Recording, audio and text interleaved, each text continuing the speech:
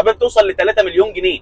العربيه بتتباع في مصر ب 4 مليون جنيه. عايز احكي لكم على كوميديا شغاله في مصر دلوقتي بصراحه عنب، والله العظيم بجد كوميديا حرفيا. من حوالي 2016 اتوقف ترخيص العربيات الدبل كابينه الدفع الرباعي. جميل لحد كده تمام. من كام شهر دخلت العربيه تويوتا الهايلوكس على المبادره، والوديعه بتاعتها 31,000 دولار، من غير ما يتحدد العربيه دفع رباعي ولا دفع خلفي ولا دبل كابينه ولا سنجل كابينه، هي زي ما هي. جميل.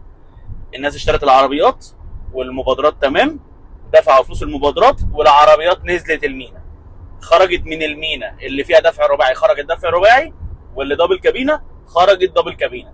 جميل. روح رخص بقى يا معلم. قال لك لا، ده طالع قرار من 2016 بمنع ترخيص الدبل كابينه الدفع الرباعي. طب خرجتوها من المينا ليه؟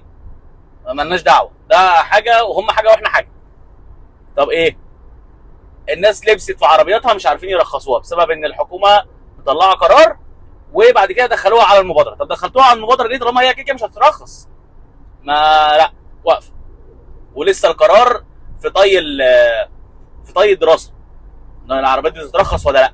طب اللي دخلوا عربياتهم يا جدعان، يعني لو انتوا قلتوا لا مش هنرخص، طب اللي دخلوا عربياتهم، انا مش عايز اقول لكم ان ثمن العربيات دي وصل من عندي هنا من الامارات، في ناس بقت بتبيع للتجار العربيه بتوصل ل 3 مليون جنيه.